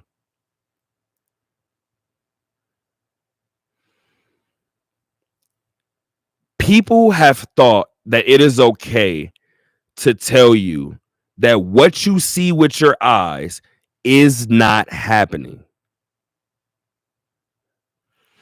Now, the Dodgers have work to do in terms of determining and proving whether they knew, whether they okayed, or whether they can confirm that they told them to leave, what it looks like happened. And I'll just tell you guys what it looks like for me as I wrap up this that's out there now. It looks like a situation where the first time around, I said this before, first presidential election, it allowed everybody to show their true colors. It allowed everybody to say, well, if a president is racist, shit, I can finally tell you guys how I've been feeling.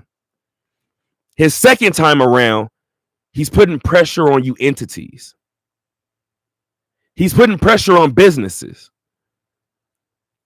Everybody forgot that New Balance supported Trump the first time around. I'm looking at New Balance everywhere during Biden's run. And we're shocked that they're back. I say this to say what it looks like to me was, hey, we're setting up a perimeter. We're at Gate E. We're on El Segundo, whatever it is. Nowhere near El Segundo. But we're over here on this street, right? Has nothing to do with us. We got a game at 7. It looks like the Dodgers didn't react until they got that response, which goes back to what I said in my second point. You guys have done way too much to show us that you're not listening. You listen very well. So hear me loud and clear as I ended with this, Dodgers. It is very, very dangerous to alienate your core fan base. We'll leave it at that.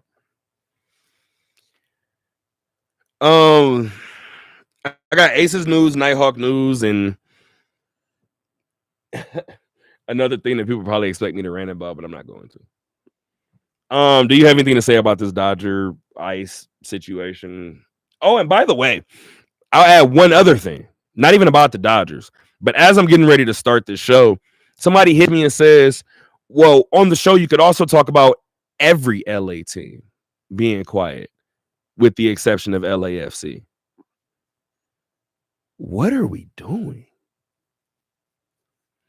And I don't think the pod that we recently recorded, I don't think it's out yet.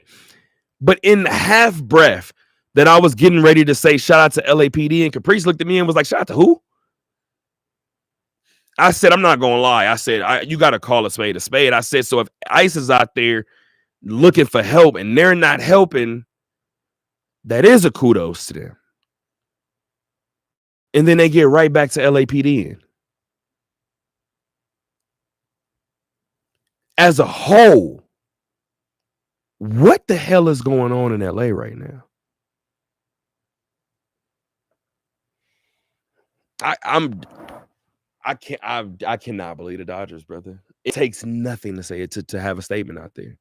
Cerritos College came out during Trump's first run and was like, they can't come pick people up from here. Cerritos did it. Are y'all telling me that Cerritos College got bigger balls than the Dodgers?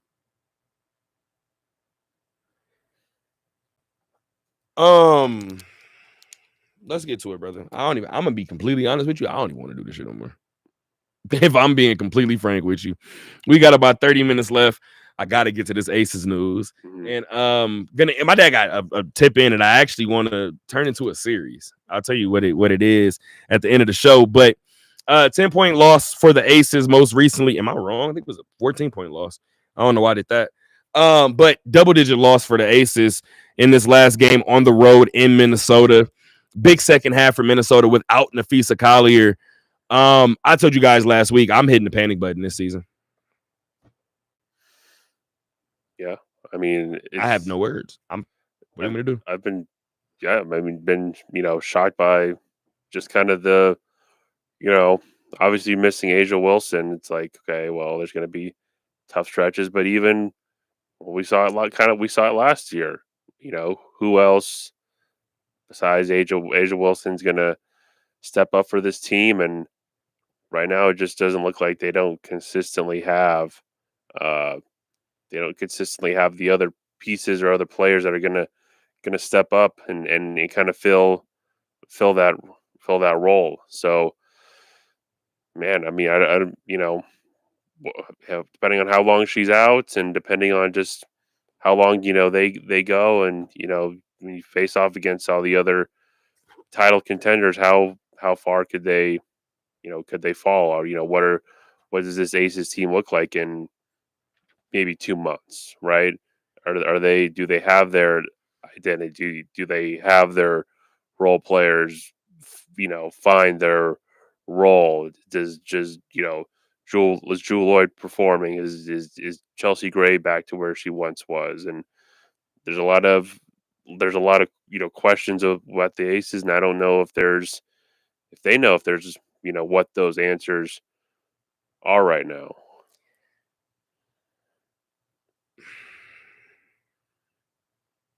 To answer your question about what this team looks 2 months from now, I think my bold take is different.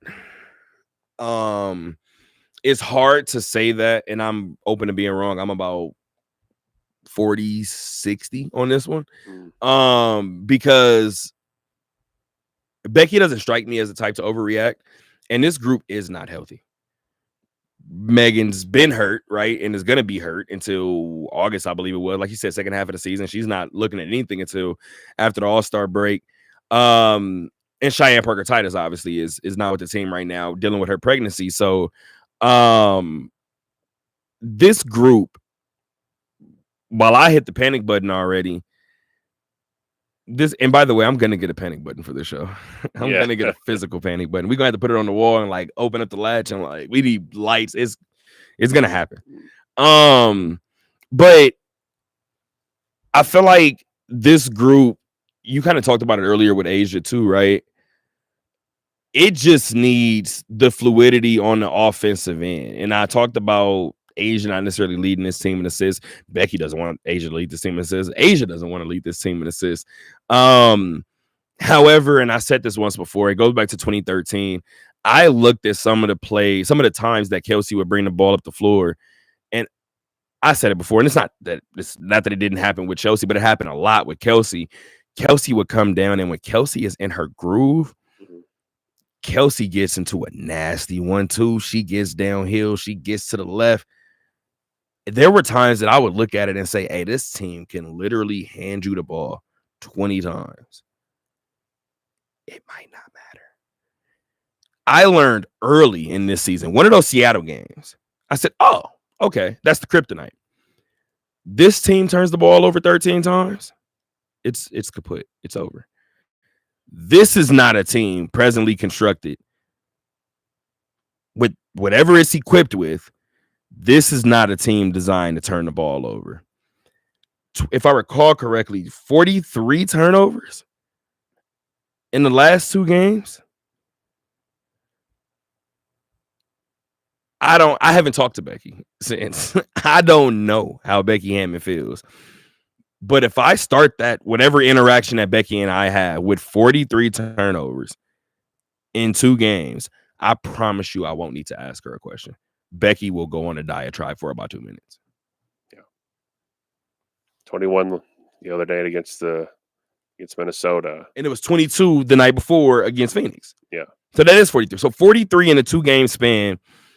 Both games, you have opportunities, right? Mm-hmm.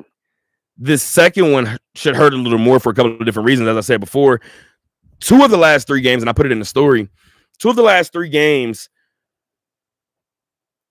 you come out of halftime flat.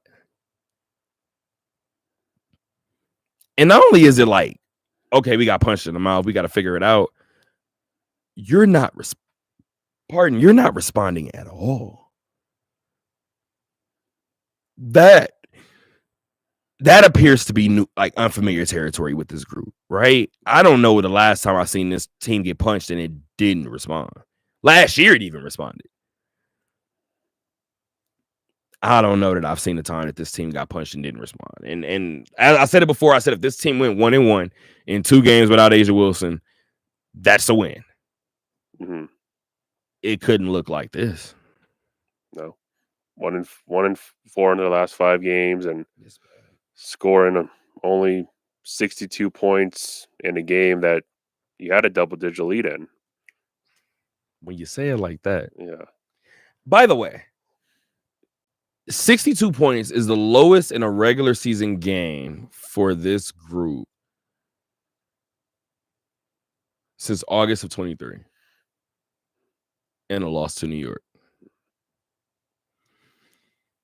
I'm a person that likes to, like, shout out to Lindy LaRock. Every time I talk to Lindy always looks at me and she's like, okay, I don't think anybody knows that but you. Like, that's only a stat that you know.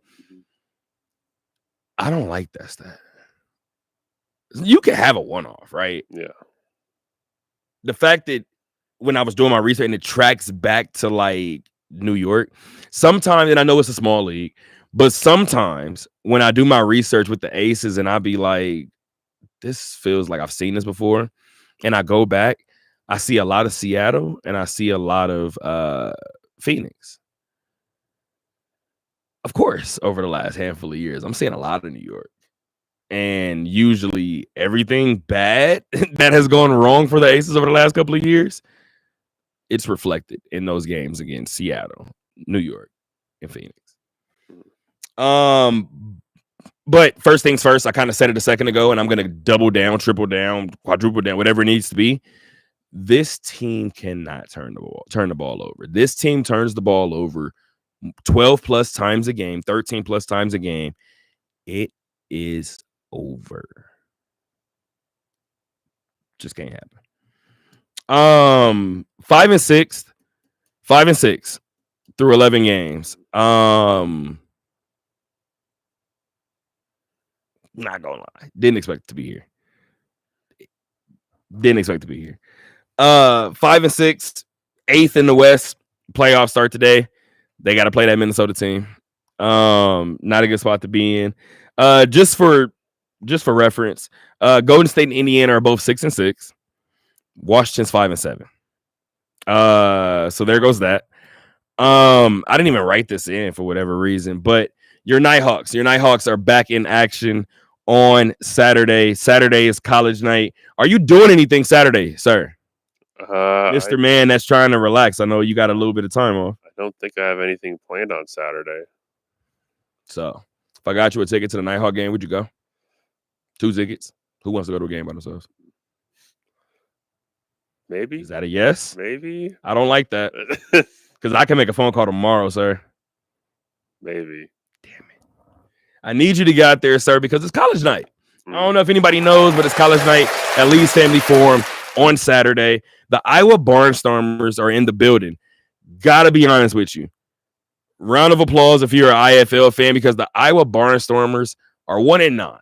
So you are happy to see the Iowa Barnstormers in a time where this team needs a win. Now, if you've been watching this Nighthawk season, anytime you think that you've been able to pencil in a win, it hasn't been a win. So I feel like Saturday is going to be one of those games where support is needed. The building is probably going to be rocking. I believe since it's college night, I could be completely wrong. I think there's drink specials. And I don't think I'm wrong. Just because it's college night, I feel like they might have a couple of drink specials. But your 6-5 Vegas Nighthawks will be taking on the 1-9 Iowa Barnstormers. Keep in mind, your Vegas Nighthawks are locked into a tight battle in the Western Conference with Bay Area, Arizona, and San Diego. Both Arizona and San Diego are 7-4, sitting right on top of Vegas in the 4th slot, and Bay Area leads the Western Conference with an 8-2 overall record. Past couple of years, it's looked like the East has been kind of like a runaway with a couple of different teams. Not necessarily the case this year. You got a 9-2 Quad City team, an 8-3 Green Bay team. We're even special in the indoor, so that lets you know something. And then you got 2 7-4 teams in terms of Tulsa and a Jacksonville team that I got to say has kind of shocked me a little bit. But this IF season is shaping up to be pretty interesting. And I'm going to be honest with you. Usually you kind of see looking like a champion. This team is looking like a champion. I got to watch probably a couple more Eastern Conference games with those top guys. But nobody feels that way yet. And I know we have 5 regular season games or weeks left. Give me 3 more weeks, Alex. Give me 3 more weeks, and I might have an answer for you just in terms of what team feels like they're rolling towards the championship. Arizona started to feel like it toward the end of last season, and sure enough, they ended up hoisting it all, right? Big game on Saturday. Be in the building to root on your Nighthawks. They're going to need it against Iowa. Putting on my notes from the do you want any stats from this? Not stats. Do you want any notes from this Aces game? Yeah. None of it is good. So you said that they were up double digits, but they were up 14 just before halftime. As a matter of fact, with a timeout at the 3:26 mark, they were up 14. That was actually when Jackie went down, and I wanted to highlight this. If I recall correctly, I think Jackie only had 2 points after going down in the first half. Going back to health again with this group. well, if I'm going to stay on positive notes, at least for now, 3-point defense. Minnesota started 0 of 11 from beyond the arc in a game that they ended up winning by 14. It was 76-62. I wrote that down wrong. Of those 21 turnovers, 8 came in the first quarter. Had an 8-0 start. Minnesota went without a point for over 4 minutes in the second quarter. Minnesota won the third quarter by 13. It grabbed its first lead in the third quarter with less than half of the third quarter chipped away. Las Vegas went from up 14 to down 16 in this ball game. This reminds me of high school basketball. I tweeted something, and maybe viewed as disrespectful. I'm not trying to be. I remember in high school, basketball and football, when our teams kept turning over the ball, you would walk around campus, could be going to classes, and different players that have a ball with them. Now, I was one of those in high school. I carried my basketball, but it was always different because you always saw a person that looked like they didn't want to carry the ball. Are you being forced to carry the ball? I found out my 9th grade year that both programs, for the most part, somebody who had fumbling issues with football, and then in terms of basketball, people that kept fumbling the ball away in terms of basketball, carried the balls around campus. I said, that might be kind of brilliant. So I'm sitting there watching this game, right? And I'm watching the Aces commit 20 turnovers. And I randomly opened up my phone and I said, hey, I remember in high school, whenever somebody was turning the ball over too much, that embarrassment of making them walk around campus with the ball made them usually clean up their act. I said no real reason why I tweeted this. I just feel like it was important to tweet while watching the Aces commit 20 turnovers. I remember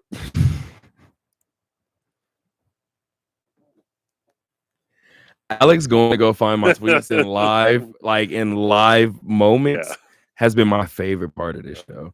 Every time I bring up a tweet, I see that Alex liked it, and I'll be like, yo, this is great. By far my favorite part of the show.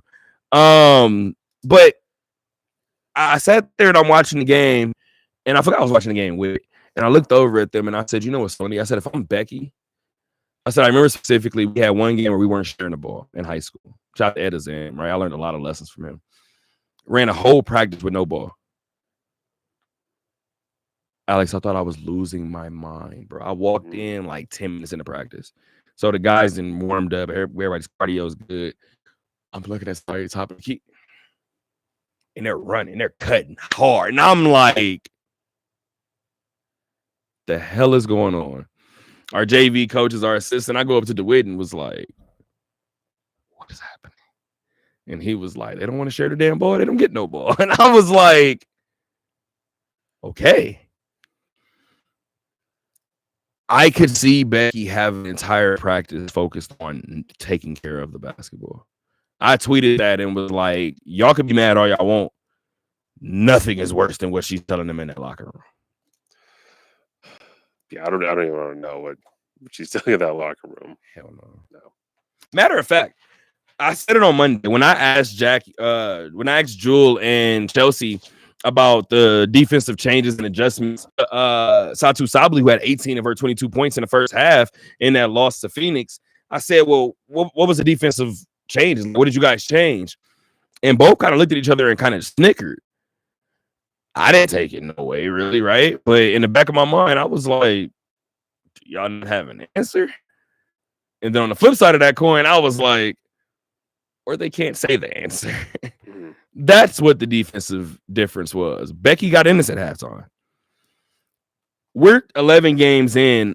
I'm convinced that Becky Hammon has given that patented Hammon halftime speech by 6 or 7 times. And I know in terms of Becky, that's far too much for her liking. Way too much. You want to guess this last topic? I feel like you might know. You're pretty smart. Is it about? It's about Las Vegas. It is. Okay.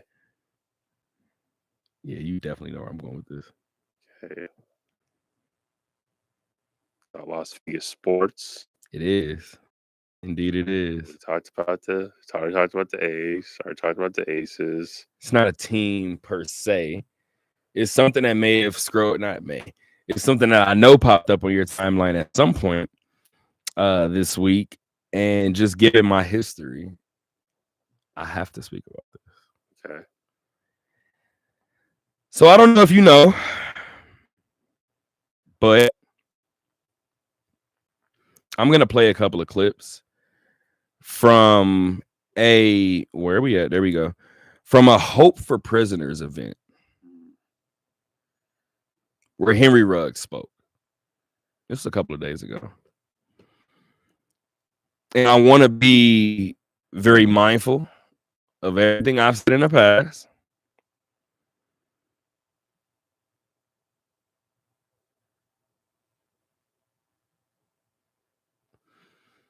I'm going to let these clips play first, and then I'll get to how I feel about certain things, right?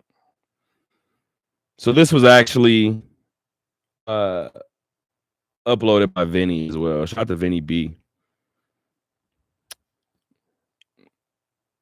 I don't know why this isn't playing. There we go. I wish I can turn back the hands of time. I would love for them to meet the real Henry Ruggs and not the one that was escaping from something. You know, I sincerely apologize for not only being a part of that situation, but the fact that, you know, not to take a shot at you, but the fact that my face is always in the news. My face is always in the newspaper, so they have to constantly be reminded of the situation, be reminded of me, and see, you know, those memories have to continue to rise because of all of the fame and notoriety that I have, which I never asked for, I never liked. And, you know, so I would just tell them that, you know, like I said, I deeply apologize for just being a part of that. And I wish they could meet the real Henry Ruggs and not one who was just running away from everything. Do you have a response to that one? I think I do have one more video to play too. No.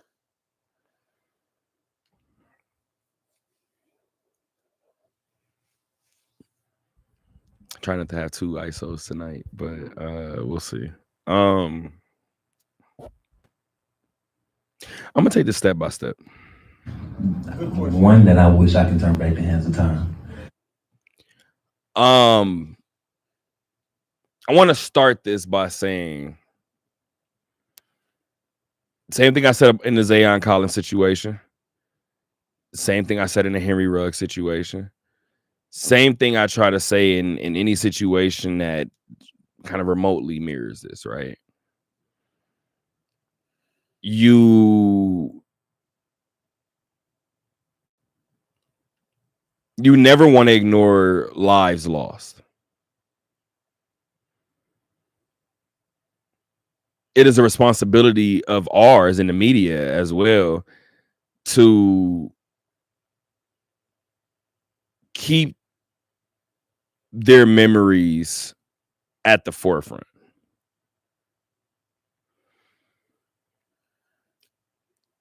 In regards to what I've said in the past about these cases, I've been pretty consistent, and while justice needs to be served, I don't feel like this should be a death sentence for, in this particular case, for Henry Ruggs, right? What I do find interesting, and well, actually, I'll get to that at the end of this, but I want to break down what he was saying in this message. keep in mind, this is a Hope for Prisoners event. So I understand the event, right? And I'm with it. I mean, the prison system in itself is a problem. So I understand it. I get it. And not to the degree that I could get it more. I understand it. I can understand it more, and I don't want to. So I'm never going to. I had to check myself before for applauding for somebody going to jail. And it's like, it's not really a place where people rehabilitate anyway. However, if I'm just listening to this clip, first thing he starts with is that he wishes he could change or turn back the hands of time. You can't. I would love for them to meet the real Henry Ruggs. And What if they don't want to? And I'm a person that defended Henry when the situation happened. As scary as that is to say, the situation was what it was. But for Caprice was on the pod and had the conversation with me and was like, "This is a life sentence, bro. You go to jail forever." Then that means 3 people died that night. And I just don't know that anybody wins. What I always said was, if Henry Ruggs is in jail, gets out at 40, 50, 60, who knows how much every time that you want to put on it. This is the way I envision Henry Ruggs on the way out. I envision Henry Ruggs getting out of jail. Henry Ruggs being a face and a voice behind what can happen in a blink of an eye.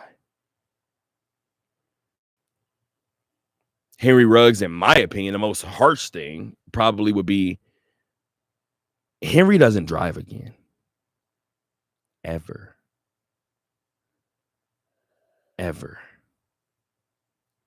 People were saying that Henry should go to jail for life. I don't think Henry should ever be behind the wheel of a car again. For every situation, for the drinking, for the 156 behind the or on the odometer, whatever you want to, on the speedometer, whatever you want to do, pick one. That's the reason why you never drive again. And whatever the punishment was, Henry would lose his career. As much as I'm a person that sits here and says give black men chances and everything else, I'm not saying that Henry Ruggs doesn't deserve one. Hearing that Henry Ruggs may be accepted back into the NFL at 26 years old, 3 years after the incident, I'm not sure how I feel. Now, for people that may bring up the Zion situation, let's say Zion was in jail for 3 years behind his situation. That might have been a lot. Every situation is different. I'm not saying one life is valued more. That's usually how prison time works, right? That's the way it's viewed. I'm not saying that one life is valued more. I'm saying that circumstances are different. One had teen in his name or in his age. One didn't. And I'm not, and going back to whatever, if I want to keep playing this, what I actually think, and again, these are clips. What I actually think is if I start this clip by I wish they could meet the Henry Ruggs that wasn't going through something and running from something, that's the way it starts. Now, again, I'm not going to fault Henry Ruggs for anything that he said because this is a Hope for Prisoners event. I get why he said what he said. But for me to contemplate that Henry Ruggs is back in the NFL after what we saw, I don't know how I feel about it.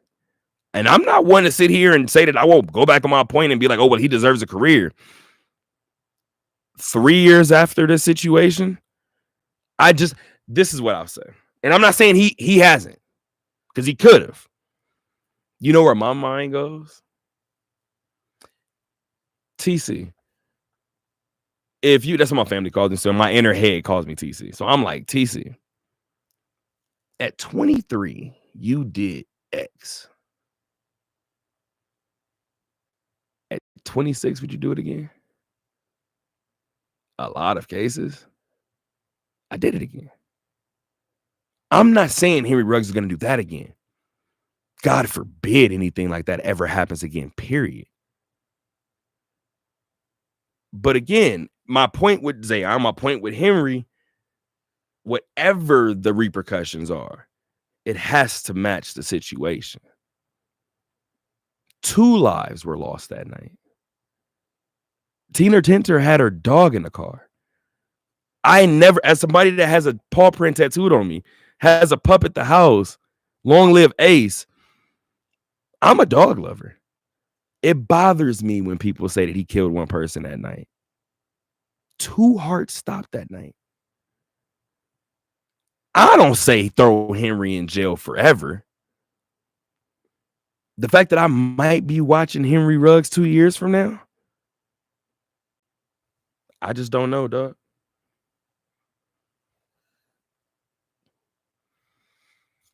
Do you want to hear any more? Yeah, if you want to play more, yeah. I'm only going to play it if you want to hear it. I'm not going to lie to you.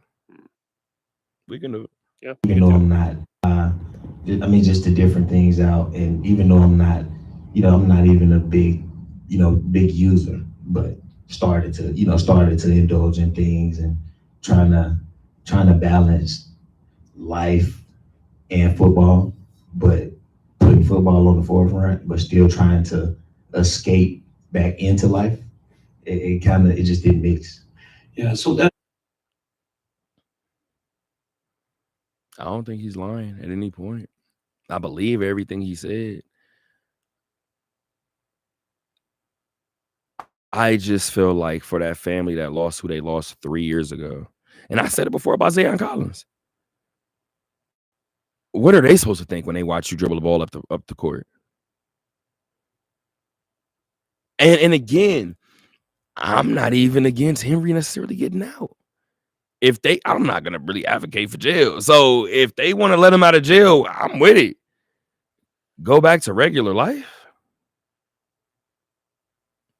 Now, I know it's a lot to ask the league to have a backbone, but I mean, 2-year additional ban. I have no idea. And like I said, and you see, I've moved my marker. The punishment can look like whatever you need the punishment to look like, but it needs to fit whatever the crime is. And that's where I'm at. Like I said, let him out of jail. That's cool. I'm with it. Let Henry out of jail. Immediately back onto a football team. And again, none of this is really a reflection on Henry.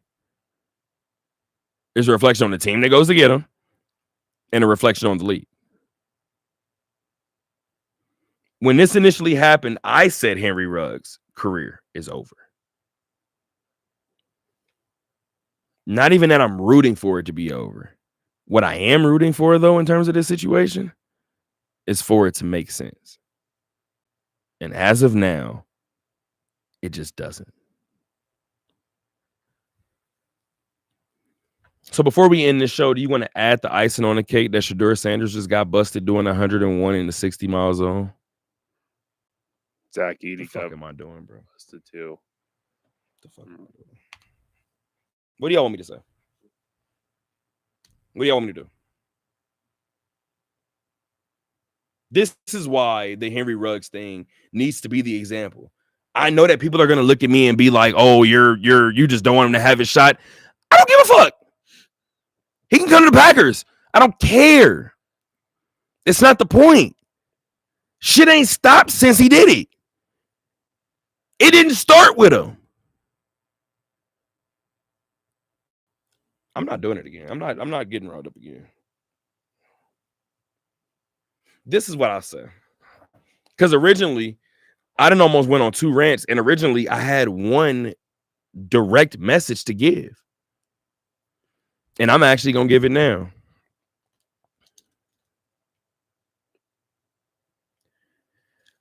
My dad used to tell me a lot growing up,